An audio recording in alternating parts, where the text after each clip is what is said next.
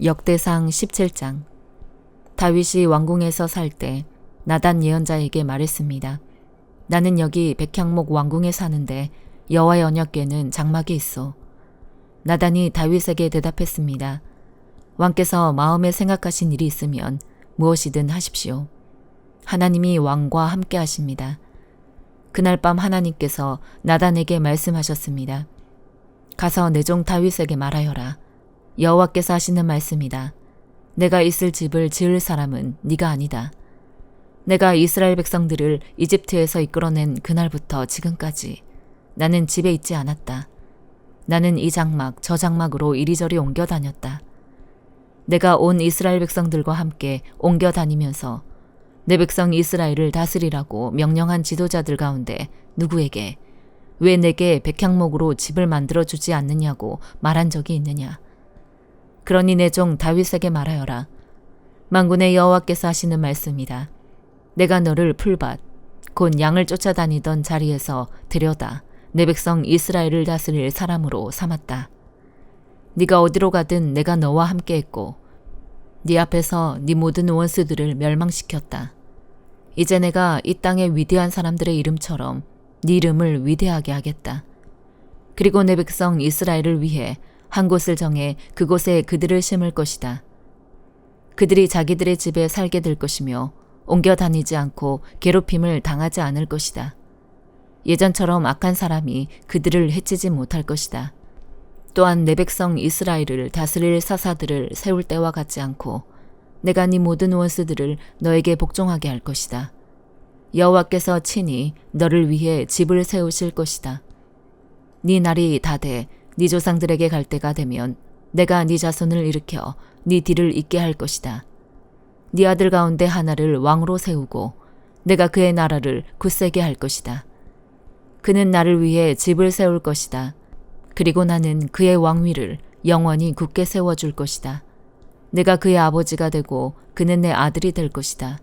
내가 네 전에 있던 왕에게서는 사랑을 거두었으나 그에게서는 사랑을 결코 거두지 않을 것이다. 내가 내 집과 내 나라 위에 영원히 그를 왕으로 세울 것이다.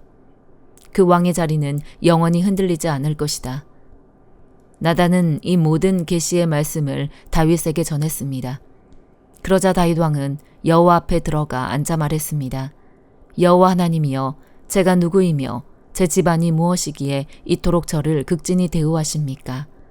하나님께서 보시기에 이 종은 보잘것없는 사람입니다. 하나님이여, 여호와께서 종의 집의 먼 앞날에 대해서 말씀해 주셨습니다. 여호와 하나님이여, 주께서는 저를 사람 가운데 가장 귀한 사람으로 높여주셨습니다. 이렇게 주의 종을 높여주시니 다윗이 주께 무슨 말을 더하겠습니까? 주께서 주의 종을 잘 아십니다. 여호와여, 주의 종을 위해 주의 뜻에 따라 주께서 이 위대한 일을 하셨고 이 모든 위대한 약속을 알려주셨습니다. 여호와여, 주 같으신 분은 없습니다.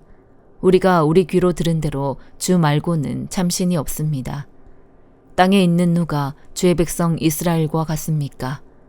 하나님께서 가서 이스라엘을 구하시고 주의 백성으로 삼아주셨습니다.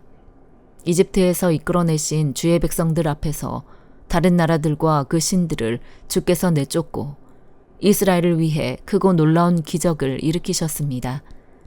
주께서는 주의 백성 이스라엘을 영원히 주의 것으로 세우셨습니다. 여호와여, 주께서는 그들의 하나님이 되셨습니다. 여호와여, 이제 주의 종과 그 집에 대해 하신 약속을 영원히 굳게 세워주십시오. 약속하신 말씀대로 하셔서 반드시 그렇게 이루어지게 하시고 주의 이름이 영원히 높임을 받게 하십시오. 그러면 사람이 만군의 여호와 이스라엘을 다스리시는 하나님은 이스라엘의 하나님이시다라고 말할 것입니다. 그리고 주의 종 다윗의 집은 주 앞에 굳게 세워주십시오. 내 하나님이여, 주께서 종을 위해 집을 세우실 것을 주의 종에게 듣게 하셨습니다. 그래서 주의 종이 감히 기도를 올려드립니다. 여호와여, 오직 주만이 하나님이십니다. 주께서 주의 종에게 이런 좋은 것으로 약속하셨습니다. 이제 주께서 주의 종의 집에 기꺼이 복을 주셨으니 그 집이 주 앞에 영원히 계속되게 해주십시오. 여호와여, 주께서 복을 주셨으니 영원히 복을 받을 것입니다. 야고보서 4장. 여러분 가운데 싸움이 어디서 오며 다툼이 어디서 옵니까? 여러분의 지체 속에 있는 싸우는 정욕에서 오는 것 아닙니까? 여러분이 욕심을 내도 얻지 못하고 살인하고 시기해도 얻을 수 없습니다. 여러분이 다투고 싸우지만 구하지 않기 때문에 얻지 못하는 것입니다. 그런데 구해도 얻지 못하는 것은 여러분이 정욕에 쓰려고 잘못된 동기로 구하기 때문입니다. 가늠하는 여자들이여, 세상과 친구가 되는 것이 하나님의 원수인 것을 알지 못합니까? 누구든지 세상과 친구가 되고자 하는 사람은 하나님의 원수가 되는 것입니다. 여러분은 여러분 안에 계신 성령께서 시기하기까지 사모하신다고 한 성경 말씀을 헛된 것으로 생각합니까? 하나님께서는 더 큰 은혜를 주십니다. 그러므로 말씀하십니다. 하나님께서는 교만한 사람을 물리치시고 겸손한 사람에게 은혜를 주신다. 그러므로 하나님께 복종하고 마귀를 대적하십시오. 그러면 마귀가 여러분을 피할 것입니다. 하나님을 가까이 하십시오. 그러면 하나님께서 여러분에게 가까이 오실 것입니다. 죄인들이여, 손을 깨끗이 하십시오. 두 마음을 품은 사람들이여, 마음을 정결하게 하십시오. 슬퍼하고 탄식하며 통곡하십시오. 여러분의 웃음을 탄식으로, 기쁨을 슬픔으로 바꾸십시오. 주 앞에서 겸손하십시오. 그러면 여러분을 높여주실 것입니다. 형제들이여, 서로 비방하지 마십시오. 형제를 비방하거나 자기 형제를 판단하는 사람은 율법을 비방하고 판단하는 것입니다. 당신이 율법을 판단한다면 당신은 율법을 행하는 사람이 아니라 심판하는 사람입니다. 율법을 주신 이와 심판하시는 이는 오직 한 분이십니다. 그분은 능히 구원하기도 하시고 멸망시키기도 하시는 분입니다. 그런데 이웃을 판단하는 당신은 누구입니까?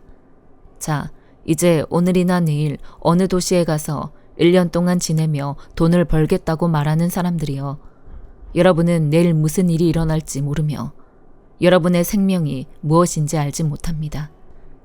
여러분은 잠깐 있다 없어지는 안개입니다.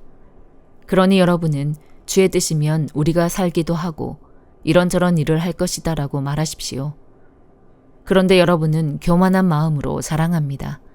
이러한 자랑은 모두 악한 것입니다. 그러므로 누구든지 선을 행할 줄 알면서도 행하지 않으면 이것은 죄를 짓는 일입니다. 요나 1장. 여호와의 말씀이 아미떼의 아들 요나에게 임해 말씀하셨습니다. 일어나 저 큰 성읍 니느웨로 가서 그 도시에 선포하여라. 이는 그 도시의 죄악이 내 앞에까지 이르렀기 때문이다. 그러나 요나는 여호와로부터 도망쳐 나와 다시스로 향했습니다.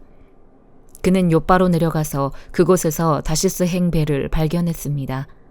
그는 뱃삭을 내고 여호와를 피하기 위해 배를 타고 다시스로 향했습니다. 그러자 여호와께서 바다에 폭풍을 보내셨습니다. 거친 폭풍우가 배를 위협해 배는 거의 부서지게 됐습니다. 선원들이 두려워했고 사람들은 각자 자기 신에게 소리쳐 부르짖었습니다. 그러고는 배를 가볍게 해보려고 짐들을 바다에다 던졌습니다. 그러나 요나는 배 밑층에 내려가 누워 깊이 잠들었습니다. 선장이 그에게 다가와서 말했습니다. 네가 어떻게 잠을 잘 수 있느냐? 일어나 네 하나님께 소리쳐 부르짖어라. 혹시 하나님께서 우리를 생각해서 우리가 죽지 않게 될지도 모른다. 선원들이 서로 말했습니다. 이리 와서 제비를 뽑아 이 재난이 누구 탓인지 알아내자. 그들이 제비를 뽑았더니 제비가 요나에게 뽑혔습니다. 그러자 그들이 그에게 물었습니다. 우리에게 닥친 이 재난이 누구 때문인지 말해보아라. 네 직업은 무엇이냐? 어디에서 오느냐? 어느 나라 사람이냐? 네가 어느 민족이냐? 요나가 대답했습니다. 나는 히브리 사람입니다. 바다와 땅을 만드신 하늘의 하나님 여호와를 섬기고 있습니다. 그들은 크게 두려워하며 요나에게 말했습니다. 너는 왜 이렇게 행동했느냐? 그들은 그가 여호와 앞에서 도망치고 있다는 것을 알게 됐습니다. 그가 그들에게 말했기 때문입니다. 바다의 폭풍이 점점 더 거세졌습니다. 그들이 그에게 말했습니다. 바다를 진정시키려면 대체 우리가 너에게 어떻게 해야 하느냐? 그가 대답했습니다. 나를 들어서 바닷속에 던지십시오. 그러면 바다가 잠잠해질 것입니다. 이렇게 엄청난 폭풍이 당신들에게 닥친 것은 나 때문이라는 것을 잘 알고 있습니다. 그러나 그들은 육지로 돌아가려고 힘껏 노를 저었습니다. 그래도 소용이 없었습니다. 바다의 폭풍이 더 거세졌습니다. 그러자 그들이 여호와께 부르짖었습니다. 여호와여, 제발 이 사람의 목숨 때문에 저희가 죽게 하지 마십시오. 죄 없는 피 흘림을 우리가 책임지게 하지 마십시오. 여호와여, 주께서는 원하는 대로 하십시오. 그리고 그들은 요나를 들어서 바닷속으로 던졌습니다. 그러자 사나운 바다가 잠잠해졌습니다. 그들이 여호와를 크게 두려워해 그들은 여호와께 희생 제물을 드리고 서원했습니다. 여호와께서는 큰 물고기를 준비하셔서 요나를 삼키게 하셨습니다. 요나는 그 물고기 뱃속에서 3일 밤낮을 보냈습니다. 누가복음 6장. 안식일에 예수께서 밀밭을 지나가시는데 제자들이 밀 이삭을 잘라 손으로 비벼서 먹었습니다. 그러자 몇몇 바리새파 사람들이 말했습니다. 당신들은 왜 안식일에 해서는 안 될 일을 하는 것이요? 예수께서 그들에게 대답하셨습니다. 다윗과 그 일행이 굶주렸을 때 다윗이 한 일을 읽어보지 못했느냐? 다윗이 하나님의 집에 들어가 제사장만 먹게 돼 있는 진설병을 자신이 먹고 또 자기 일행에게도 나눠주지 않았느냐? 그러고 나서 예수께서 바리새파 사람들에게 말씀하셨습니다. 인자는 안식일의 주인이다. 또 다른 안식일에 예수께서 회당에 들어가 가르치셨는데 거기에 오른손이 오그라든 사람이 있었습니다. 바리새파 사람들과 율법학자들은 예수를 고소할 구실을 찾으려고 안식일에 예수께서 병을 고치시는지 안 고치시는지 엿보고 있었습니다. 그러나 예수께서는 그들의 속마음을 꿰뚫어 보시고 손이 오그라든 사람에게 말씀하셨습니다. 일어나 앞으로 나오너라. 그러자 그가 일어나 앞으로 나왔습니다. 그리고 예수께서 그들에게 말씀하셨습니다. 내가 너희에게 묻겠다. 안식일에 선한 일을 하는 것과 악한 일을 하는 것 중 어느 것이 옳으냐? 사람을 살리는 것과 죽이는 것 중 어느 것이 옳으냐? 예수께서는 그들 모두를 둘러보고는 그 사람에게 말씀하셨습니다. 네 손을 펴보아라. 그가 손을 펴자 그의 손이 회복됐습니다. 그러나 그들은 화가 나서 예수를 어떻게 해야 할지 서로 의논했습니다. 그 무렵 예수께서 기도하시기 위해 산으로 올라가 밤을 새워 하나님께 기도하셨습니다. 날이 밝자 예수께서는 제자들을 불러 그중 12명을 뽑아 사도로 부르셨습니다. 예수께서 베드로라 이름 지으신 시몬과 그 동생 안드레, 그리고 야고보, 요한, 빌립, 바돌로메, 마태, 도마, 알페오의 아들 야고보, 열심당원으로 불린 시몬, 야고보의 아들 유다, 배반자가 된 가룟 유다였습니다. 예수께서 제자들과 함께 산에서 내려와 평지에 서 계셨습니다. 거기에는 제자들의 큰 무리가 있었고 또 온 유대와 예루살렘과 두로와 시돈의 해안 지방에서 모여든 많은 백성이 큰 무리를 이루고 있었습니다. 그들은 예수의 말씀도 듣고 자기들의 병도 고치고자 몰려온 사람들이었습니다. 더러운 영들에게 시달리던 사람들도 있었는데 그들은 낮게 듣습니다. 그러자 사람들은 모두 예수를 만져보려고 애썼습니다. 예수에게서 능력이 나와 그들을 모두 고쳐주었기 때문입니다. 예수께서 눈을 들어 제자들을 보시며 말씀하셨습니다.